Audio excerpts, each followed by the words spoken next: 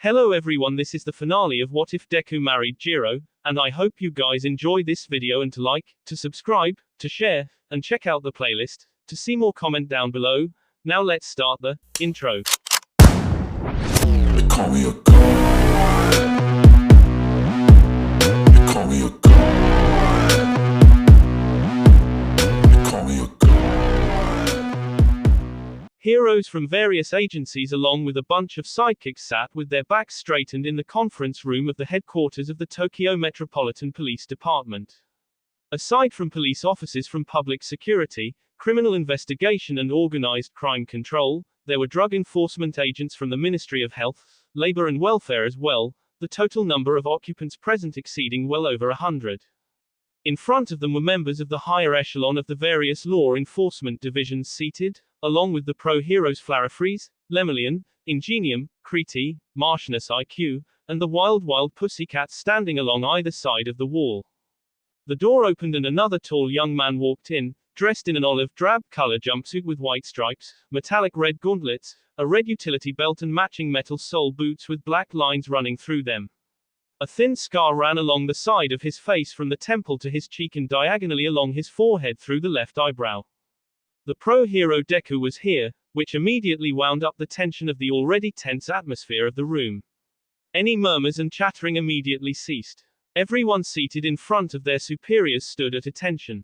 While he was still not the number one hero in the country as far as rankings go, many consider him to possess the heart of one, making him some of the closest. His hand to help was outstretched to anyone, man, woman, child, young, old, quirkless, and everyone else he saw or felt needed help, unconditionally, much like the retired All Might.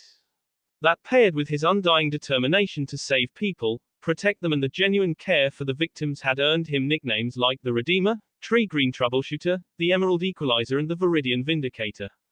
Stifling a smile, he signaled everyone to be at ease and sit down. Clapping his hands together, he spoke. Good to see you all. Let's begin. After 3 months of grueling work sifting through a bunch of BS paperwork of shell companies combined with the intel brought back from RUCs of the MHLW organized by Marshness IQ Plus as an anonymous tip, we have an exact location of where the drug gang Monk's Hood operates out of. And I cannot stress this enough, but speed is key to this joint op. Izuku emphasized each word with a fist in the palm. This fight needs to be over before they realize it's even started. There will be 3 teams, whose particular movements will be explained by the respective leaders. Starting off with our Overwatchers from up on high, Team Sierra, led by Sensor Girl. Thank you, Deku. The grey-haired bespectacled woman nodded as she stood up. I will be taking position as Spotter 1. We've already done recon thanks to Anima but without much time to case the environment than we're comfortable with. This gang has a lot of money and firepower and they hate the law, so there is a great chance they bulked up on security during the 3 months. Always be on guard. Spotter 2 is Tentacle. Anything or anyone that wasn't or shouldn't be there, let everyone know about it. Shuji nodded from behind his mask as he clenched his many fists. Next up, Sniper 1 is Mr. Snipe. He's going to post up on the top of the highest tree with me, covering everyone's backs. Sniper 2, Charge Bolt, paired with Tentacle. You'll be closer in at 150 meters, your max range. Until you are given the signal, do not fire, but once you have the go-ahead, generators, security centers, alarms, and anything else with an IC that's not ours within your reach needs to be taken off the board permanently. Once they're deaf and blind, move around accordingly and give anyone else cover should they need it. Roger that, ma'am. Kaminari nodded with a smile, rubbing his hands together. Before we move on to the next team, Izuku stood up with a hand raised. I'd like to make it known that there will be 2 more additions. Spotter 3 is Tsukuyomi. He'll circle the area from an even higher vantage point and keep in contact with the teams. Anyone who manages to give the ground force the slip is Dark Shadow fodder. Salvo 1 will cover a whole lot of range although he isn't here right now, lucky strike. He'll be giving 'em a scare with missiles. Team Perimeter will be led by me. Mirio stood up with a clipboard. Recent reports from Anima says the place is riddled with booby traps and landmines. Anima's helpers, Power Loader, Ectoplasm and I will be getting as many of those disarmed or out of the way as possible for the ground teams. Now, to pin 'em down on land, We'll have Mudmen disable land and air routes. They've also got boats, which Flarafreeze will ice up.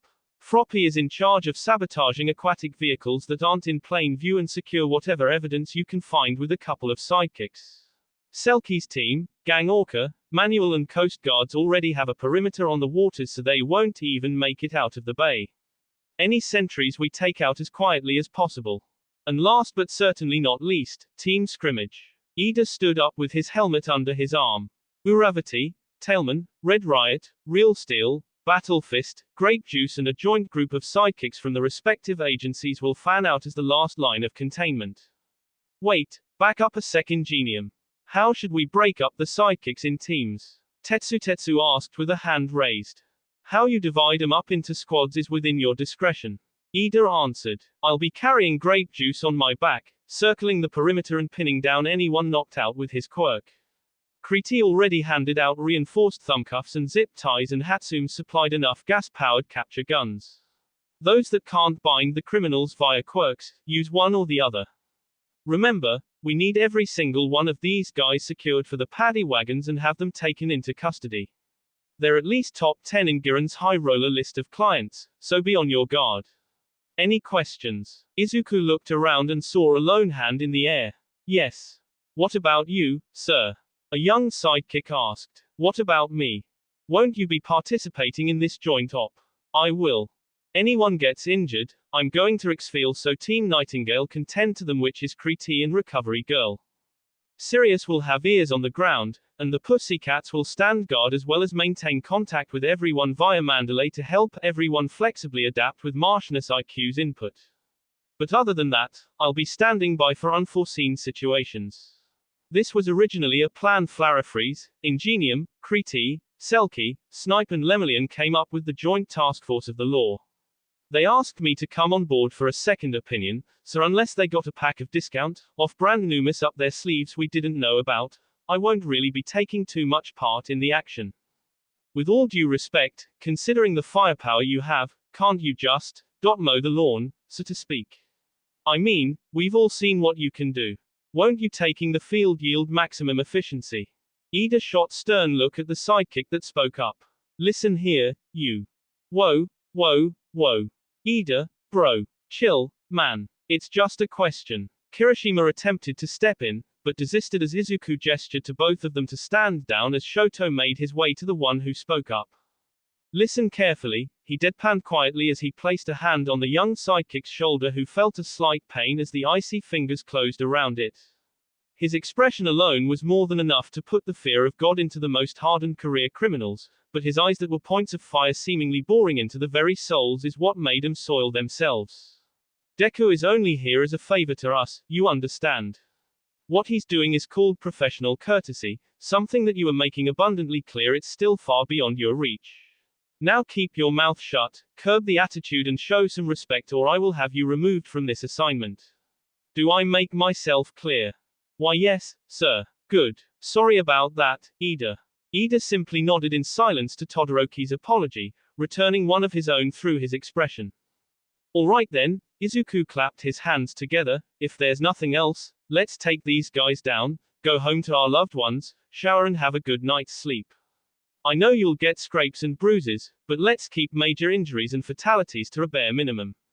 Recovery Girl does have a capacity which none of you want to overload. We tack up at 16:30, be ready on the hour. Ah, Deku. Everything was going according to plan with nobody on their side grievously injured or incapacitated until Kaminari's voice interrupted Izuku during a stretching exercise. What's the matter? Remember when you said something about off-brand, discount Numis? Well, we might have got some on our hands. Okay, how many? Be specific. I only saw 4. They're the size of giant orangutans but I'm pretty sure there's more than that. Izuku groaned. All spotters, I need eyes on the Numis. Give me a head count and their location. Salvo 1, if you have any missiles left, use whatever you have and drive them into one area. After that, pull back, reload and stay with Nightingale. Spotter 1, help him adjust as necessary and guide me there. Salvo 1, Roger. Firing. Spotter 1, copy. Boy, do be careful out there. Recovery Girl's voice cautioned him with a rather touchy tone. I am done fixing your hands for you. I'll use my feet and head then. Pressing his knuckles together, he took a short breath. Here we go, 0.55%. Full cowling. Izuku's body glowed as he crackled with energy. With a light bend in his knees, he jumped off a tree, broke his fall with a roll and propelled himself forward with that momentum into a sprint. Eastward, 500 meters. Still counting 4. Sensor Girl's voice was frantic. Oh damn, 2 more. Northwest and closing in on Froppy. That's out of my range. Lucky Star shouted in frustration.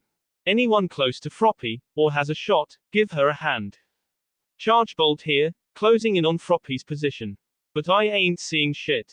Lemillion here, I'm going to. Ectoplasm, also closing in. Deku, 200 meters dead ahead. Get ready, Sensor Girl warned. Ready as I'll ever be, Spotter 1. He saw them up ahead. Just as Kaminari described, they did look ape-like in physique, though the beak mouth, lidless eyes, jagged teeth and exposed brain tissue screamed they were anything but. 65% Delaware Smash, Salvo. Rapid finger flicks with both hands powered by 8 generations worth of holders that carried one for all hurled the air with the speed of a tank's cannon, sending the dirt high into the air upon impact. Flarafreeze, closing in on your position. Make it quick. Izuku grunted as he flung a Numu into the air with a well-placed uppercut. Sniper 1, Beowulf. Hit them with your best shot. All of them are my best shots, son. Snipe snorted over the earpiece. 3 rounds whistled through the air, tearing the head and torso into pieces as it landed with a splat on the ground. Tsukuyomi here, Froppy is unharmed. Mudman and Team Perimeter seem to be having some trouble with the Numis though. One's got venomous tentacles and the other seems to have a malleable body like putty. Physical attacks aren't doing jack shit. Lightning 2. Dark Shadow added. Mollusk or rubber, maybe. Flarafreeze, people might need you more over there. Already heading there. Shoto replied, although he sounded none too pleased. I'll regroup with you in 10. No, 5. It's alright, take your time. Oh, shit. While Izuku was minding his surroundings, his face paled as one of the Numis that was circling him began ravenously feasting on its fallen brother as well as the still healthy one, causing it to grow rapidly in size as well as range of ability. Crystalline protrusions began to emerge on its arms and shoulders as it hurtled towards Izuku with the intention of turning him into mincemeat. Flarafreeze. Make that 3. This one, meat be a bit of a pain. Scrimmage leader here, we've pulled off any villains we have restrained away from the battle zone. Paddy wagons are en route, ETA is 15 minutes. We've got a couple wounded, but nothing life-threatening. Team Nightingale's tending to them. Copy that, that's what we like to hear. Tell the paddy wagons to speed it up, we've got bootleg Numis. I could use your help if you could spare it. On my way. Spotter 1, give me Deku's location. Sending now. Follow my lead. The Numu swung its arms like a rabid grizzly as Izuku bobbed and weaved out of its way, the deafening whoosh making him sweat bullets at the thought of the damage he would suffer should he take a hit. Knowing that the Detroit Smash would be only a pea shooter, Izuku backstepped nimbly, squatted down and chambered his fist like a practitioner of karate would before punching. The blazing light of One for All intensified through the red gauntlet as Izuku gritted his teeth at the slight discomfort rising. Here we go Melissa. 87%. Detroit. SMAAAASH. Blasting the behemoth off its feet with the sheer wind force, Izuku jumped after it, further boosting himself into the air through kicks. Flarafreeze on sight. Confirming visual contact. How do you want it? Shoto asked, skating across the bridge of ice dozens of feet off the air. Weldon plus Ultra. Izuku shouted. Ingenium, you close. Scrimmage team leader, contact with Numu in 10. 9. 8. Shoto straightened the fingers of his left hand, concentrating the flames as the frost sizzled into steam. He slowly drew his right hand back as if he were pulling a notched arrow back.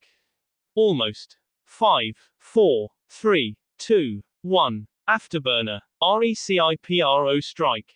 With the deafening sound of a screeching engine, the white armor-clad Ingenium with orange streaks at his heels unleashed a devastating spin kick at the Numu, flinging it towards Shoto. Blast him to me, SHOUTO.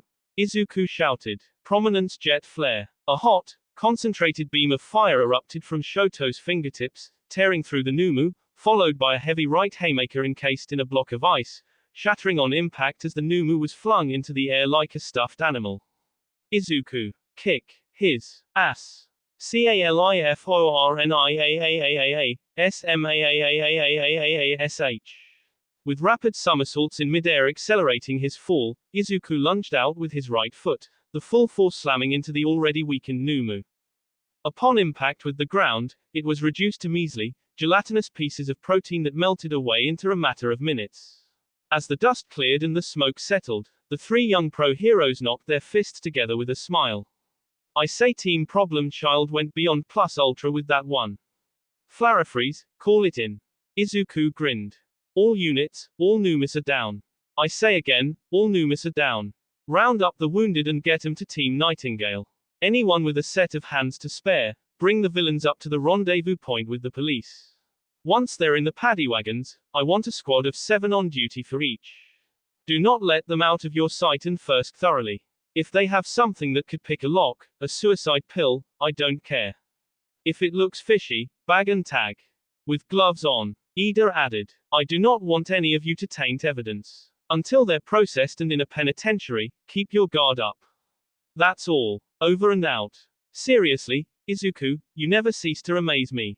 What? The green-haired hero turned to his heterochromic friend. Psycho Intelli, Akamartianus IQ.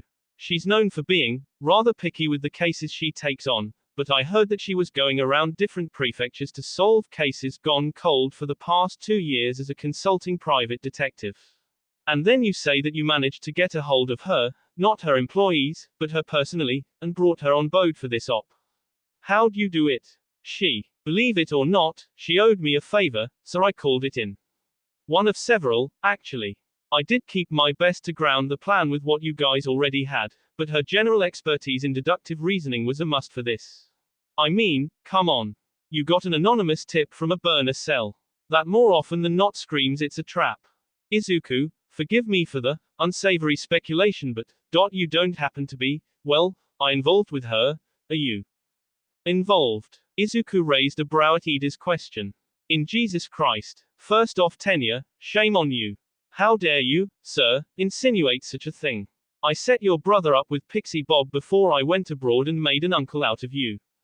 That has nothing to do with the question I asked, although I am grateful that I get to watch Tenkei grow up. But you're a married man. With 2 common law wives, I might add. Shoto pressed as he exhaled slowly, letting his body temperature slowly fall. And I'm willing to bet that you have more. Well, I wanted to go to the ward office with 2 marriage registrations, but bigamy isn't a thing in most first world countries, so I didn't have much of an option there. And you could at least give me the benefit of the doubt. When we were still in UA, maybe. But considering how well you've gotten at handling ladies, I grew more and more apprehensive at giving you that. Ida folded his arms over his chest. There was also that incident during the graduation party at the nightclub. Shoto deadpanned. All right, fine. You've made fine points. And yes, Kyoka and I have had flings with her in the past. Wait, what? Shoto's eyes widened in shock. Kyoka and I. Am I hearing you right? Yes. But why does it matter? Now Ida's eyes widened, only this time in disbelief. Of course it matters. Do you have any idea the kind of backlash you would suffer? The backlash that heroes in general will suffer. You already had the press and tabloids all over you barely a week after you came back from the honeymoon. And we sued each and every one of them, made some print retractions and had public apologies written, thanks to Momo's family lawyer. But I've violated no laws nor caused any damage to anyone. As far as I'm concerned, anyone bitching about how my family do things are jealous and are spiting us because they don't have the balls to ask out the crush on a date. I'm living my life how I want, and I'm not breaking any laws. The way I see it, they can either accept it or go eat a triple-decker shitburger. Izuku took a deep breath to dial back his temper that flared up. He shouldn't be angry at Tenya or Shoto about this. They were the first ones he confided in about this and were more accepting than anticipated.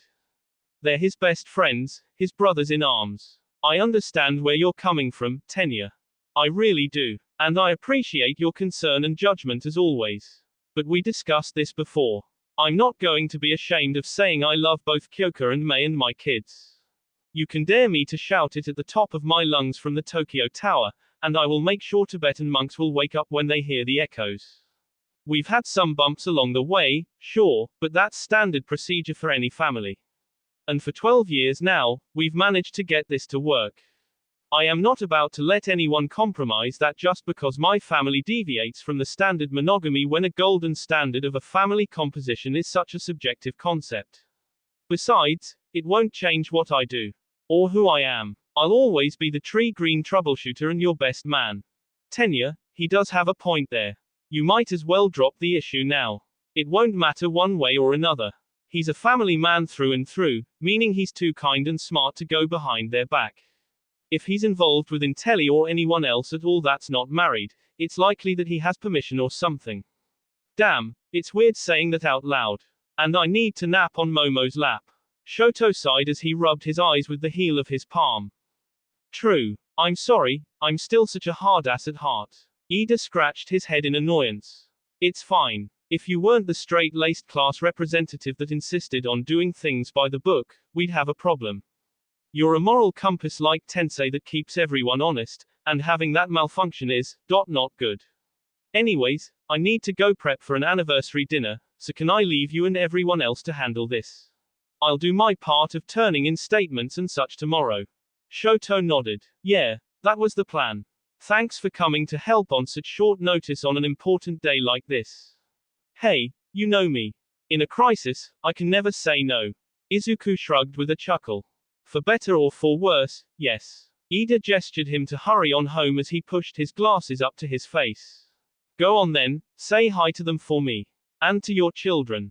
I will. Great job today. Oh, and before I forget, could you give this to Manuel? Izuku pulled out 2 books from one of the pouches on his belt. The Quirky Guide to Significant Otherism Volume 5, Married Life and the Sentinel Initiative. These are your books. Why would he? Oh. Mandalay asked me. He hasn't read it, and she wants to spice things up and wants another baby. The other one's for Ragdoll. Her husband wanted a copy. Anyways, thanks. I'll see you all tomorrow. Let's see. Oven's got the baguettes in it, the salad's done, side dish is done, soup is heated, the wine is chilled, and flowers are in the vase, alright. Now all he needed to do was cook the main course, an orthodox marinated steak, but he could do that in less than 3 minutes while his ladies and kids could enjoy the appetizers. Flinging himself onto the couch, Izuku let out a groan as he let his body relax. While he managed to get out of the fight unscathed aside from a scratch and bruise or two here and there, he was absolutely exhausted as the week's worth of fatigue accumulated through planning the tactical assault as well as coordinating with the law enforcement came screaming at him. Staring at the rings on his left hand plus a signet ring that the 3 of them share, Izuku smiled. It had been 15 years since he met All Might. 15 years since he met Kyoka and Mei. Perpetual uphill battle indeed, Mr. Aizawa. Izuku muttered to himself as his eyelids grew heavy. The sensation of his muscles atrophying corroded his body like venom, but the sound of the doorbell ringing snapped his eyes open as he saw his family at the front door from the window. Opening it, Izuku saw the 5 people he would give their life for. Kyoka, clad in her upgraded hero costume, Mei in her tricked-out jumpsuit which may as well be a costume in its own right, his twin daughters and a son. With a smile Izuku leapt off the windowsill, did a somersault, and landed in front of them on one knee, utilizing the so-called superhero landing. While dressed in a plain black shirt and blue jeans made him look presentable, he was barefoot and the apron made it seem more surreal. Welcome back. Happy anniversary. See Mom. I told you Dad's cooking. And I told you he'll jump out the window. The green-haired 5-year-old boy with crosshairs and neon yellow irises said smugly under the red hat sporting 2 horns. While it most likely was decorational, a pair of goggles dangled around his neck. Okay, fine. You were right, Akihisa. You little know it all, you. Mei ruffled the boy's hair with both her hands and poked at his sides, tickling him, making him squeal as she tossed him up in the air for Izuku to catch him. Jesus, Akihisa, you're getting heavy. You working out already? Ha! Izuku playfully nuzzled his son's head. Hey Aki. No fair, you hog. The freckled girl with straight and short green hair with several purple soundwave-shaped streaks running across it jumped up and down in her black denim overalls with red buttons. Her small jacks barely half the size of her little finger pointed accusatorily at Akihisa, wide green eyes thinning in jealousy. Dad, carry us too. Another girl with purple messy hair much like Izuku in his younger days with more haphazard streaks outstretched her small arms and her jacks toward Izuku clad in a black deep dope t-shirt and a bubblegum pink skirt while giving him the puppy dog eyes that she undoubtedly learned from her mother. Okay. Gimme a second here, and upsy daisy, princesses. Scooping the girls up with one arm, they crawled on top of his head and shoulders like a couple of cats. So, how was The Incredibles? It was awesome. We're just like them. Hibiki bounced up and down on his shoulder. Yeah, not the powers though. But I can totally see Uncle Shoto having that fight with Auntie Momo. Akihisa snickered. Ah yes, the supersuit shtick. They actually had that argument before, believe it or not, except it was about what to name their kids. Really? Minori's eyes widened in amazement. While she loved her parents and knew how much they loved each other, she considered Shoto and Momo as a match made in heaven. To think that they would have any sort of dispute ever was unthinkable. Oh yeah, Shoto and Momo has had their fair share of fights, ones that involved quirks to an extent. It was not pretty. But you saved the day, right? Hey, we did. Your moms and I. We actually helped a lot of your friends' parents too. Like Shuichi. Akihisa piped up. Shuichi Aizawa, born between the still active Eraserhead and Muz Joke, was someone he befriended and have been friends ever since, along with Nurse Hero Nightingale aka Eri Aizawa, studying under recovery girl who spoiled Shuichi and Izuku's children like her own siblings with candy apples at the ready. Yes. And Reina? Minori asked as well. Reina was the daughter of Masaki Mizushima aka Normal Hero Manual and Mandalay that were brought together through Izuku making the introductions. Eventually Kota warmed up to him on account of having similar quirks, and gave Manuel his blessing in his own way, becoming quite protective of the girl like a brother. Yup. Tenri too? Hibiki asked excitedly. Oh, yeah. Tenri's parents were actually one of the first ones I helped get together. Tenri, the son of Tensei and Pixie Bob, came to be before they got married. With his mother's hair and attitude, his father's good looks and sense of righteousness and both of their quirks, he was a rising star at UA under the tutelage of his strict uncle. Hey, settle down now, rascals. Hibiki, Minori, Daddy still needs to cook, so get off him and go wash your hands with soap, and dry 'em off properly. While Kyoka had a stern voice, she had a smile on her face as she watched her children, their children, squeal and laugh giddily as Izuku pranced around with them on his shoulders, laughing along with them. You too, Akihisa, stop stepping on your dad with dirty sneakers. You're ruining his shirt. While Mei never really stopped being a fun-loving, tinkering genius, she was the stricter of the two women and enforced much of the order within the home, though both had no qualms of putting their foot down firmly when necessary. Or, Moom. The kids whined in unison. It's fine, don't worry. But I do like this shirt, so take off your shoes at the front door, okay? Okay. Sorry, Dad. Okay, Dad. Izuku peeled them off one by one and set them down. Race you to the sink, you chumps. Hibiki said as she took off for the unlocked front door. Her siblings followed suit to wash their hands. Hopefully. And I better see a neat line of shoes next to the others when I get there. Once the three little rugrats had disappeared from view, Izuku heaved a sigh. Oh Jesus Lord, protector of all that is good and holy, deliver me from the hyperactive attack of the 5-year-olds. Kyoka and Mei wrapped their arms around him tightly and gave him a quick smooch. Hey, it's only been 5 years and I think we're doing all right. Wait until the teenagers. Oh, don't even start, Kyoka. Izuku hungrily claimed her lips, the rush of adrenaline sustaining his consciousness. Phew. Thanks, I really needed that after the long flight bodyguarding Mei. Glad to be of assistance. I needed that to stay awake as well. How'd the presentation at Island go, Dr. Hatsum? Well, suffice to say, I think you, Melissa and I changed history since we somehow discovered a new element by some miracle or another. Oh, yeah, there was that. What did you call it? Melissa and I settled with Ultronium. Mei answered with a broad smile. Okay, that is a badass name and I love it. We're getting copyrights for that. Mei jumped at Izuku to kiss him as well, only she wrapped a leg around his waist. Hope you're hungry. Appetizer, soup and salad are ready. The entree will be done in a couple minutes. Seriously, you are too good for us and I love you for it. Giving Izuku's behind a smack and a squeeze, Mei sauntered off back to their home. So, Dear husband, Kyoka asked, trailing a finger around his chest, how'd the joint op go? Monk's hood is no more. I need to give the police my statement tomorrow morning. Guess being a chivalrous man-whore has its benefits, huh? Kyoka giggled as she caressed his ears and neck with her jacks. But tonight is for family only. No calls, contacts, or distractions. Izuku ran his fingers through Kyoka's hair, which she grew out slightly and lightly permed. Good. As long as you have your priorities straight. Oh, also, Mom's coming to pick the kids up for a sleepover, so we'll have the house to ourselves. Kyoka, keep it in your pants for a couple more hours. We still have to keep things PG, as much as I hate that label right now. Oh, relax. Come on, I'm hungry. So bossy. Hey, May and I said you can take your time to come back and we can cook for you or go out to eat. You insisted on cooking. I have and I will, don't worry. Walking back into the house, he saw that the kids and May had already started without him, to which Kyoka gave a jokingly indignant growl as she took her seat and joining in. Izuku, why are you such a good cook? God. May groaned in satisfaction as she washed the shrimp and vegetable agillo down with some wine. I can figure out any machinery or program, but I still can't figure out fine cuisine. Why? Ha, Mom's jelly. Akihisa laughed as he dipped a baguette in oil before taking a bite. But your carrot cake was so good though. Or, thanks lil genius. May's cheeks warmed as she gave him a smooch. I did have help though.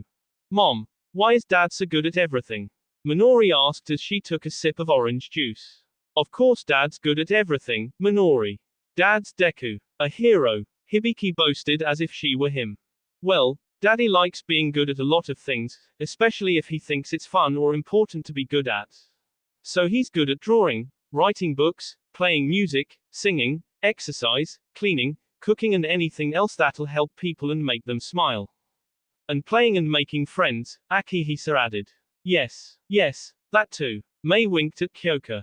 So many friends. Kyoka chuckled. But not everything. Daddy may be a hero, but even he needs help with things. So I want you three to eat lots, grow big and strong, and help mommy and daddy and your friends however you can, okay? You know I can hear all of you saying all that, right? Izuku said from the kitchen as he seared the sides of the steaks, counting down for 30 seconds. Why do you think we're saying it out loud, silly? May chuckled as she cleared the table for the approaching main course.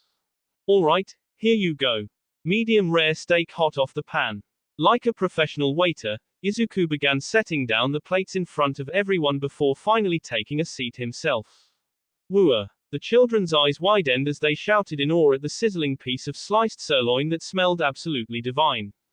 It looks so good. Thank you, Dad. You are very welcome. It's hot, so be careful and chew it a lot before swallowing. Like 50 times per bite. The steak disappeared from all the plates relatively quickly. Hibiki, Minori and Akihisa relaxed on the couch watching TV while they let the food digest and their parents cleaned the dishes. Hey, that dinner was amazing. When do you learn how to make a gillo? May asked as she dried off the last of the plates. When I studied abroad, hero work wasn't all I did. I worked in cafes, bars, garages, and did tar sessions just for the hell of it. Money was pretty good. Aside from being a TA, I almost always got a raise. And hefty tips. Yeah, because you're hot. Kyoka hissed, lightly kicking her husband in the shin. God, if Melissa and May didn't keep you in line. I was always in line, are you kidding me? I let Melissa put a chip in my neck to monitor my vitals and my location which you had access to so you'd ease off my back. Remember that? I know, and I'm sorry, I was lonely. Izuku wrapped an arm around her and nipped her ear. Well, I've been here since we've turned 22, and I'm not going anywhere without all 5 of you. Good to know. At that moment, a sound of a car pulling up stopped the kids from catching another episode of Looney Tunes. Looking out the window, they immediately figured out who the car belonged to. Grandma and Grandpa. The 3 rascals burst out the front door and tackled Mika with a hug, almost toppling her over while Kyotoku caught her from behind and picked Hibiki up. Hey you little munchkins. Goodness, you're all so big now. You ready for your sleepover? Yeah. Thank you so much for doing this. Izuku smiled apologetically as he shook his father-in-law's hand. I'll try not to make a habit of it. Here's their dessert. It's chocolate lava cake, he whispered. Oh, I might have a piece of that. And don't sweat it, son. The house gets too quiet nowadays with our only daughter getting hitched with you. But I must say, having a son isn't that bad. These little firecrackers are exactly what we need. Makes us both feel young again like when Kyoko was their age. Kyotoku, honey, what did we say about mentioning the subject of age in front of me? Mika smiled as her heel drove perfectly onto her husband's big toe. Ow. Ow ow, Mika. Mika, dear, I need that foot to work the gas and brakes, so stop applying the pressure with heels please. I'm sorry. Kyotoku pleaded as his big toe got crushed underfoot. Good. Age is just a state of mind, you'd do good to remember that. Yes, ma'am. Kyotoku smiled weakly. Even in her 50s, Mika was a strong, beautiful and independent woman, shimmering like the slightly crazy, punk-loving diamond girl he was immediately smitten with all those years ago. Alrighty, boy and girls, just like your sleepover at Uncle Shoto's. It's Grandpa and Grandma's house, you do what they say, be polite, have fun and you'll get dessert. Smothering their children with hugs and kisses, the children waved to their parents as the car slowly turned a corner, its taillights disappearing. I still can't believe that I'm a father. Izuku sighed with a smile. Hey, you're doing fine, okay? Kyoko reassured him as she squeezed his hand. Hell, you're doing great. They fucking love you. But I do think you spoil them a little too much, if you don't mind me saying so. The in-laws cover that area sufficiently. Kyoko, we coulda asked them to move in with us, you know. We have the space. May stared at their home, 2 4-story high buildings connected by corridors, with one being wider in scale than the other. The bigger of the two was made of reinforced concrete while the other was red brick, much like May's home. Kyoko shrugged. Hey, I did ask them, but they said it's too big for them to live in, even with all of us. We may have gone a little overboard though in terms of housing. Kids might expect too much from other people. Kinda like Momo when she said the dorm room was the size of her shoe closet. Izuku laughed as he reminisced the prim and proper pure celeb. Oh yeah, that brutal honesty was funny. But we did scale it down to moderately humble proportions thanks to the expertise of Okiko's parents. Big enough for comfort and small enough for coziness. How's she doing? I haven't heard from her in a while. Helping out in the Tohoku area with Satu, Sero and Shiosaki. They got their hands full. Sounds about right. May's phone beeped and she smiled her crazy smile as she stared at the message on her screen. Kyoko, it's almost time. Oh, is it already? Time for what? Or rather our anniversary present. A car closing in could be heard from the distance, and a black Lincoln Navigator pulled up in the driveway. Setsuna Tokage stepped out of the driver's seat in her costume, giving him a wave. The passenger's seat opened to reveal Martianus IQ, aka Psycho Intelli dressed in a double-breasted English suit and a wool flat cap. Setsuna. Psycho. What? Why are you here? Oh, relax. We're not here to crash your anniversary. We're just couriers dropping your present off for you. We did it as a favor. Psycho squinted through her gold-rimmed monocle with her iridescent bluish lilac eyes. And while I do respect your position as a family man with priorities, I do not appreciate abrupt departures without a proper farewell. She poked a gloved finger at Izuku's chest. And I will apologize for that. It was ungentlemanly of me. But to be fair, I had to cook dinner and I was slightly pressed for time. So you say, she sighed. But at any rate, your gift is in the trunk. Take a look for yourself. Okay. Izuku walked towards the car cautiously. The rear compartment had a rather large box with a red bow on it, which made him wonder if this was an elaborate prank. Was there a jack in the box that would jump out at him? A glitter bomb. Someone dressed as Freddy Krueger. A flashbang.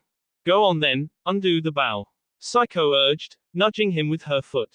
Izuku pulled the ribbon off in one quick tug, and the box fell apart, revealing a dirty ash blonde-haired woman about the same age as him, bound and gagged with paracord. Oh my fucking god, you kidnapped someone. You 4 kidnapped a civilian. No we did not, actually. May chuckled. Look closer. She should be someone very familiar to us. Izuku's breath stopped upon closer inspection. The light blush on her cheeks, rather defined canines, messy hair buns, and the cat-like eyes glowing with glee upon seeing him despite the position she was in, it all came together at once. No. Oh my fucking god, no. Himiko Toga. Yup.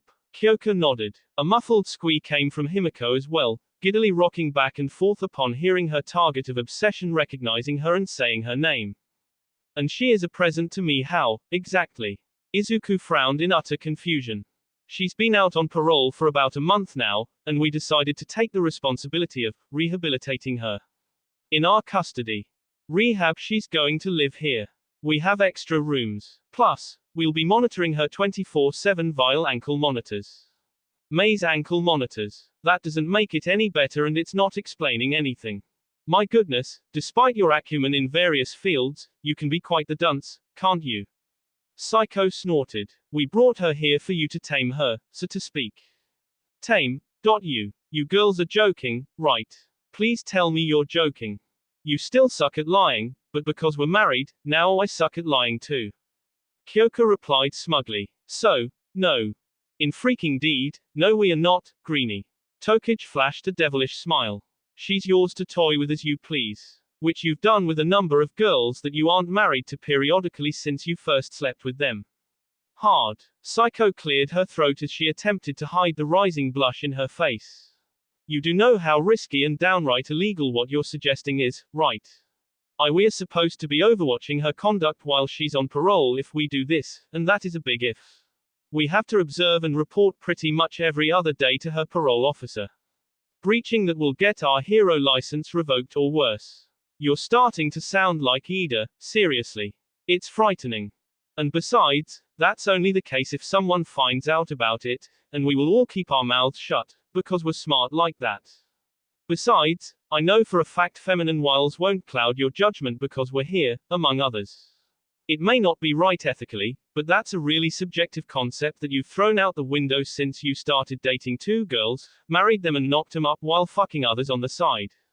Izuku opened his mouth to rebut, but there was nothing that he could say to refute anything Kyoka said.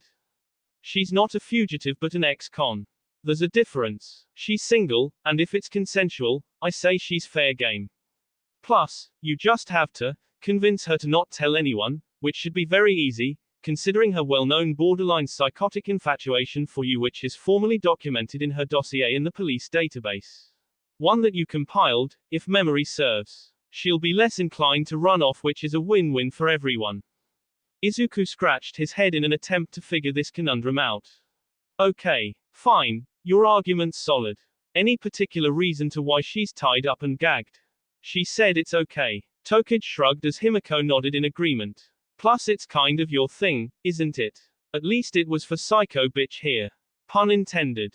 Excuse me. How dare you slander me with such vulgar language? Psycho screeched as she turned on Tokage. If anyone that is female and unhinged here, it's you. Who on earth would engage in a public bathroom stall? At a water park? Or on a rooftop during a stakeout? Good times. Part of the reason why I'm still single. And that's rich, coming from you. Vulgar language. What was coming out of your mouth when I had you at my mercy on your bed at home while your parents were there? That was vulgar. Or how about your 20th birthday at midnight on a beach with him, several vodka and tequila-based cocktails later? That was infinitely nastier than anything I've ever said underneath Greenie. Or on top. She smacked her lips and winked at Izuku. That was a spur of the moment. I was coerced to say that. And I was drunk. Can we please stop talking about this out in the open? Fucking hell. Motioning everyone to follow him inside, Izuku hoisted Himiko and her duffel bag of personal effects over his shoulder like a bale of hay and marched back into his house. Izuku had special rooms in each building which he dubbed the RRR chambers, both of them existing on the top floor. The R's stood for rest, relaxation and recreation, giving a place for the adults to have some time to themselves away from everything for a while, including each other and the children. One corner had a rather large bed, several couches, a bar, surround sound system with a small TV monitor, instruments, a pool table and other knickknacks, complete with a balcony and a rather nice view. Sitting everyone down on the couch, Izuku prepared some golden tips imperial tea, which Psycho was particularly happy about, before sitting down himself with a glass of single barrel bourbon from the top shelf. Everyone except Himiko stared at him in bewilderment. While Izuku could hold his liquor relatively well, he never went out of his way to have a drink except for 3 reasons. It was a celebration of some sort like a wedding anniversary, he needed to think late at night, or when he needed to calm his nerves that were strung at an all-time high. So, nice roomy sex dungeon you got here. Setsuna, I swear to God, I have never killed, but if you call this room a sex dungeon again, I will lock you in the cellar for a whole night with a remote control vibrator in your vag and a hair iron jammed up your ass until you die. Kyoka glared. Well, it can be if we want it to. It's part of the design. Mei shrugged. Mei, not helping. Izuku deadpanned before guzzling the amber liquid as it burned his innards. So, everyone else in this room knew and is on board with this, except me. Himiko nodded. Okay. Let me clarify a couple of things. Himiko, where do you work as of now? Izuku asked as he took the gag off. Local butcher for about 2 years now.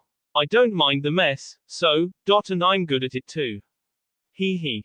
Of that, I have no doubt.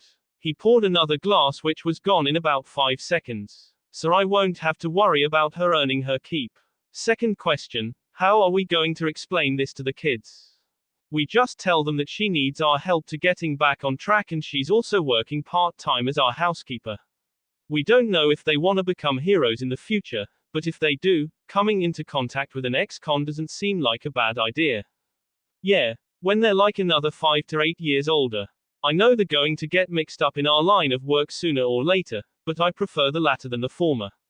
They should be allowed to be kids. When life is supposed to be simple and fun, not looking over your shoulder for the next shitstorm to come screaming around the corner. You can't ask me to take that away from them. Nobody's taking anything away from anyone. Mei said firmly. As mentioned before, the ankle monitors are designed by me.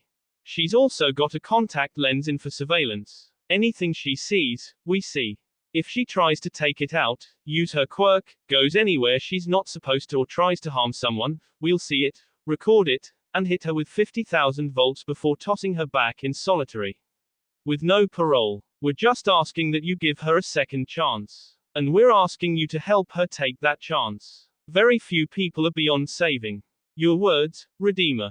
If she so much as jaywalks. She won't. My AI will make sure of that. She'll have a schedule to follow. Religiously. After a pause and another drink, Izuku drew a long breath before answering. All right, let's do it, but keep her away from the kids for the first year or so.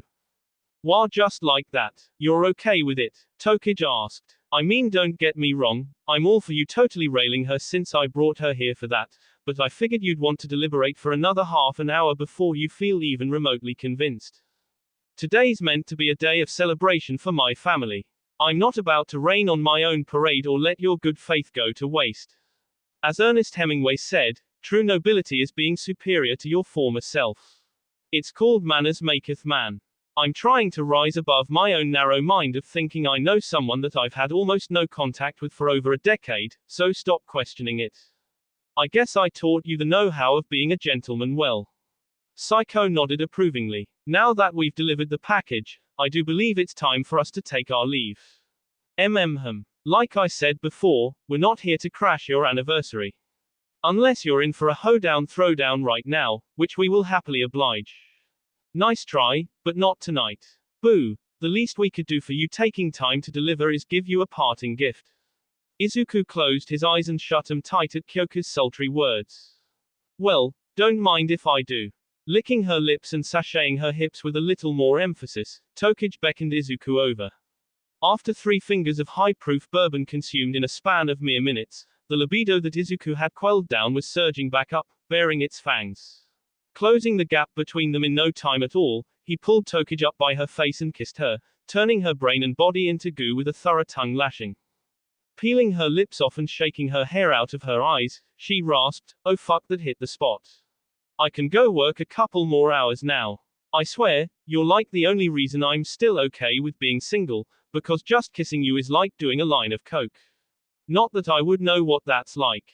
Your turn, psycho bitch." I am not him. While Tokage merely melted into the kiss, Psycho burst into flames and turned to ash as she felt her soul was getting sucked out through her tongue, esophagus and tonsils. She gasped as she felt Izuku's strong hand steadily increase its pressure on her buttock enough to leave a print on her skin. Ha, I guess I should forgive you now for not saying goodbye after the op.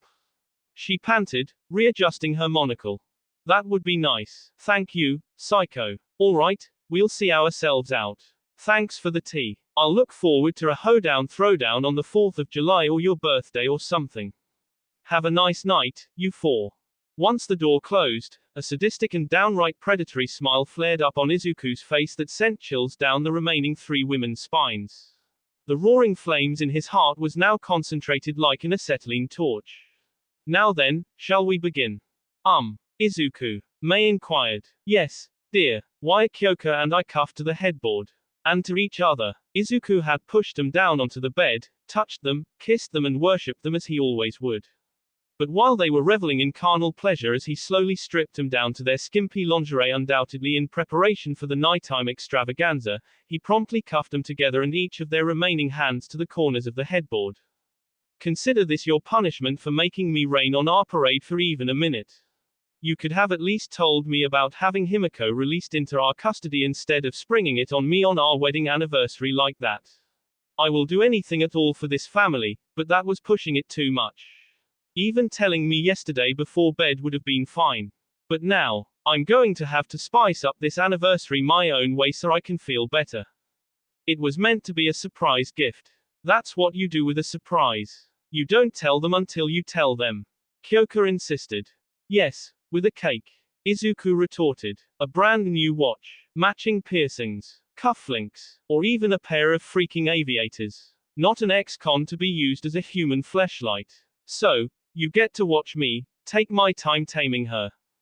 Izuku. Don't. You. Fucking. Dare. Kyoka growled as she pulled against the cuffs. But she couldn't resist the small seed of fire that had ignited like a spark catching onto a small ball of wood shavings.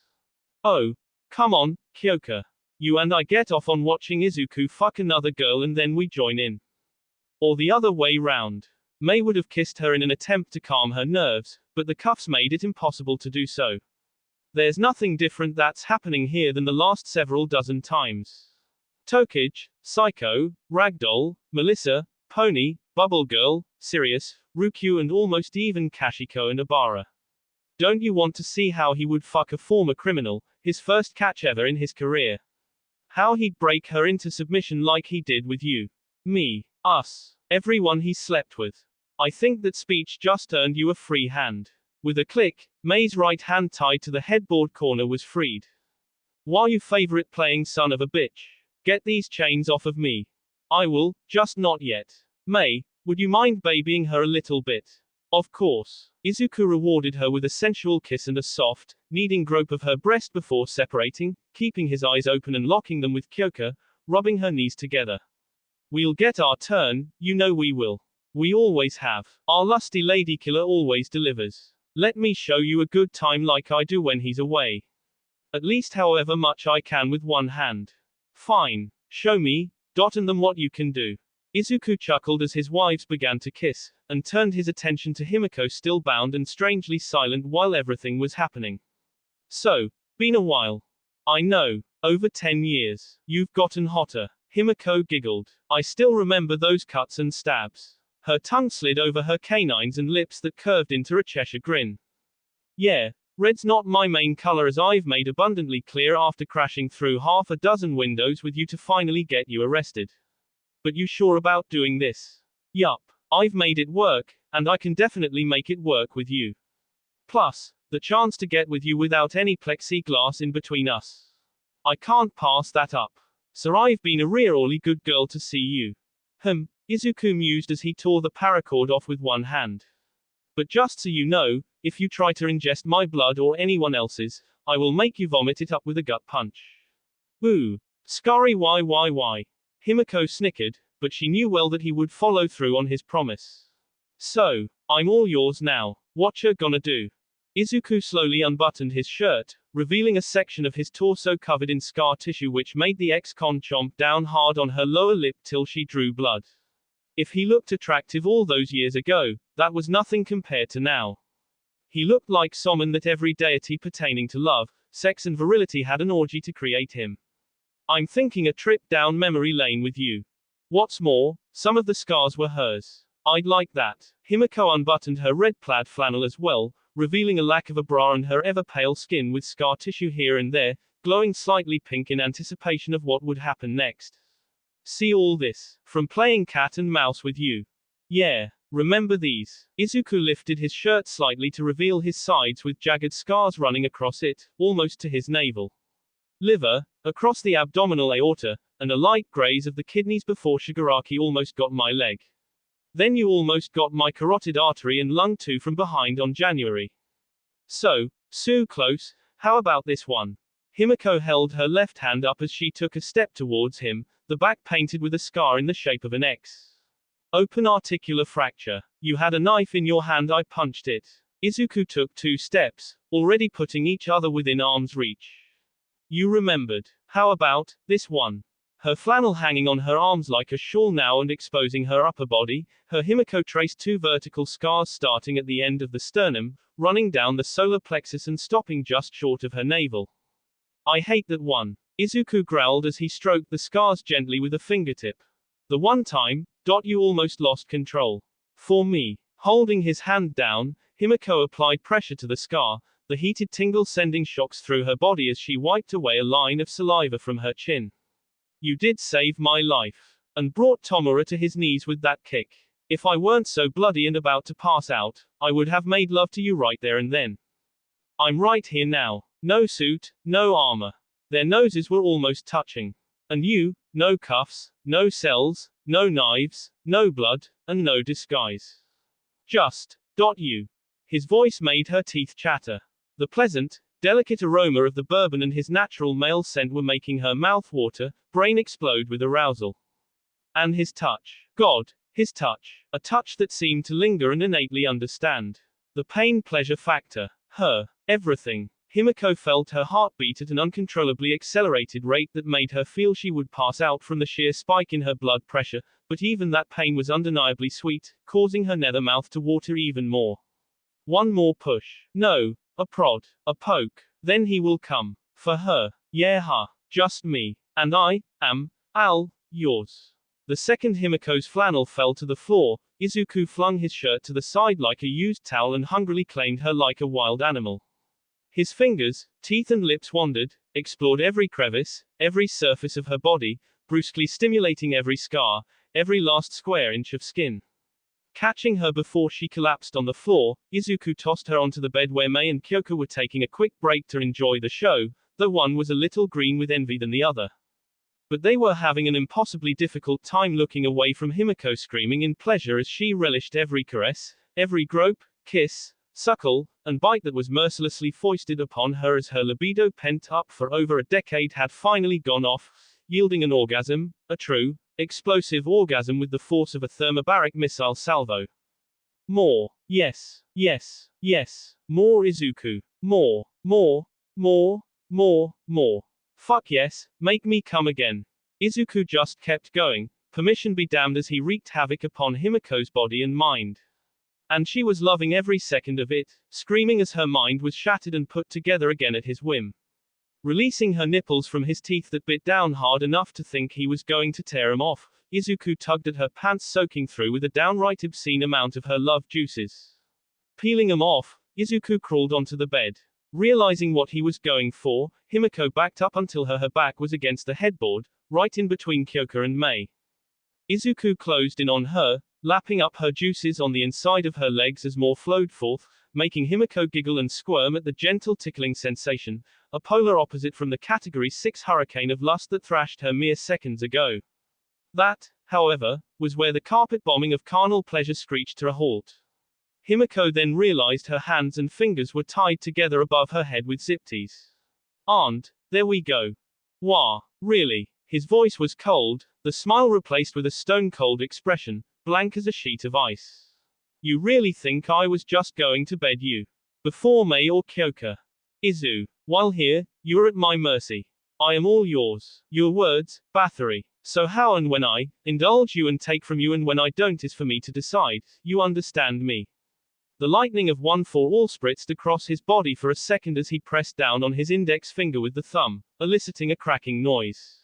Turning to his wives, the expression was replaced by that of a mischievous child as he uncuffed them. Payback. Surprise, bitch. You, motherfucking, sadistic, conniving bastard of a HUSBAND. I ought to strap you to a gurney, waterboard you and castrate you with a broken beer bottle. Despite her cursing and pulling against the cuffs though, she did love that childish side of him that applied tactical awareness and ingenuity to his advantage to basically almost every aspect of his life. It made life interesting in the best and worst of ways. The area where Kyoko was cuffed to was sopping wet, leaving a giant puddle, and the same could be said with Mei, biting down on her lip so hard that it was bleeding. "Aren't for giving me attitude like that, I'm uncuffing you last. Izuku, you're hard to love, but you're impossible to hate. You might wanna uncuff her first though, before she decides to actually follow through on the threat. I don't know about you, but I like my ladykiller intact. If you say so." With a quick breath, he undid the cuffs, starting with Mei and then Kyoko, who rammed a hook into his liver and kissed him, pulling the 6'3" man down by his hair, drinking in the long-awaited taste of her husband with vigor. Taking his hand, Kyoko made him touch her, do everything he did to Himiko and more.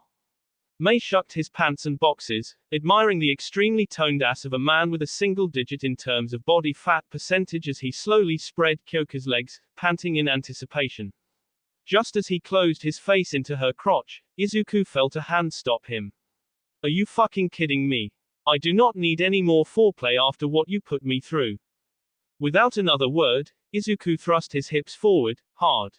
Kyoko felt her toes curl to the point where she felt like she pulled several muscles, but she didn't care. Nothing could possibly matter more than having her beloved inside her, making her scream his name as she gnawed on his neck and shoulders, drawing blood as she glanced over to Himiko with a lusty grin. "That's right, bitch, you're expendable. He is mine." Grabbing both of her ankles, Izuku pushed them forward and stood up on the bed in a squatting position, thrusting downwards with the power of gravity on his side. All Kyoko could gasp, moan and whisper was the name of the man on top of her. Izuku, Izuku, Izuku, Izuku, her friend, her lover, her confidant, her boyfriend, her husband, her green muse, her hero. Each orgasm brought back flashes of their past, meeting each other for the first time, learning takedowns, teaching him music theory, their first date, their parents losing their minds about their involvement, the insults thrown at Bakugo, losing their virginity together, and going to the airport to pick him and Mei up after the graduation. Upon arriving at her apartment, Izuku apologized on his knees, only to stand on one as he produced a diamond ring, one for her and another for Mei. He stated loud and clear that he would make up for lost time for the rest of his life in exchange for the honor and privilege of them making him the happiest man that could possibly exist in the multiverse. If any woman were to say no to this proposal, they would have to be a blind, deaf, and comatose lobotomy patient. Feeling her body leave the bed only to be straddling him and looking down at his sweat-covered smiling face, she snickered like it was her first time all over again, kissing his body to lap up the salty taste. "God, I love you so much, Izuku. You scruffy-haired, nerdy manwhore. I love you more and I only regret not meeting you sooner." Painting Kyoko's insides white as he gripped her hips and grated his own, he gently pushed her off and beckoned Mei to him, who eagerly wrapped her legs around his waist for his cock to penetrate her, keeping her off the ground and fucking her against the wall, listening to her gasps pleading not to stop and begging him to work his lusty magic. The path of life as support item inventor trod was a cutthroat one, and more often than not it was just her against the world. However, she happened upon a comrade, Izuku, someone just as socially incapable for different reasons, primarily due to his lack of confidence, which was remedied quite obviously by a certain snarky purple-haired girl, but he's the more important one in this context, while she towed the borderline of a high-functioning sociopath. That, however, didn't off-put him in the slightest. In fact, he volunteered to help her throughout the years for the betterment of her babies purely out of goodwill. She appreciated him for it, admired his tenacity and even came to respect him for his ever-chugging engine of a brain, pumping out ideas for her to tinker with. It didn't take long for that to bloom into something else as interactions increased. Something more. And they both accepted it. Her, "I love you, I love you, I love you, I love you." Those words that only Izuku could make sound like a magic spell no matter how many trillions of times he repeated them. He was the only man that she knew intimately in her life, but she knew he was the one.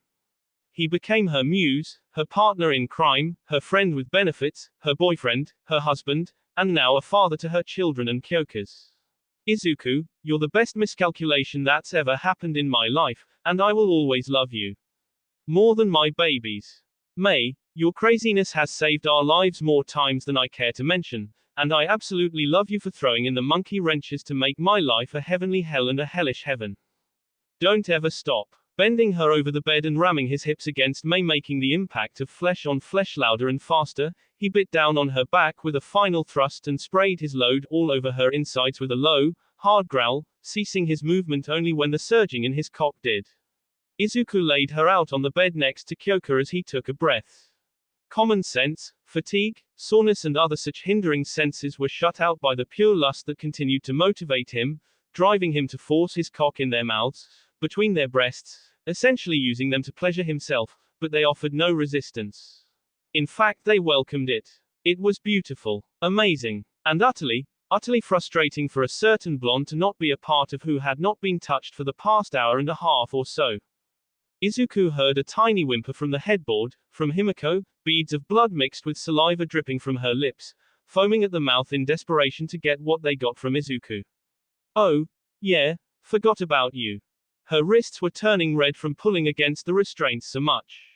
Izuku, please, please. I want you. She was on the verge of tears. Izuku could visualize her spirit as a thin sheet of metal, bending, warping, permanently into shape.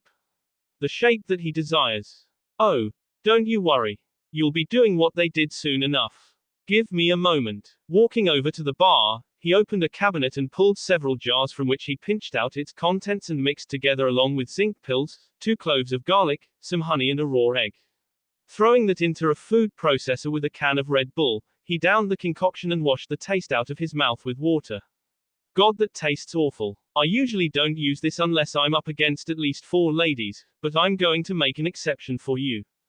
Leaping over the bar counter and landing on the bed, Izuku tore the zip-tees off, licking the red welts on her wrists, lapping up the blood in her mouth, gentle as a lover.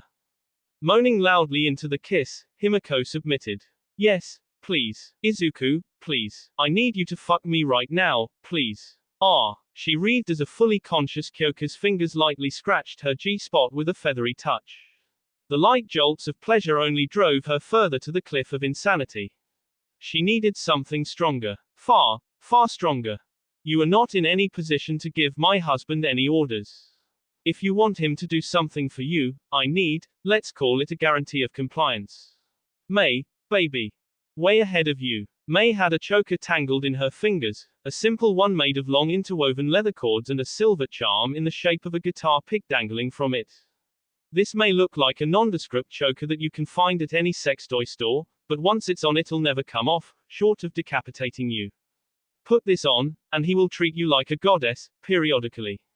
But unless you put it on, willingly, you get nothing but foreplay from us and a view of what he could do to you. But he will never fuck you. Ever. So Himiko, what's it gonna be? Well, that was a crazy motherfucking turn of events on any wedding anniversary we've had. Izuku mumbled with sleepy eyes, his libido finally quelled. He lay on the center of the bed with Kyoka laying on one arm, May on the other, and a very satisfied-looking Himiko with her brand-new collar curled up into a ball near their feet. May let out a tired chuckle as she turned to the side to face Izuku. Indeed. That was fun though, right?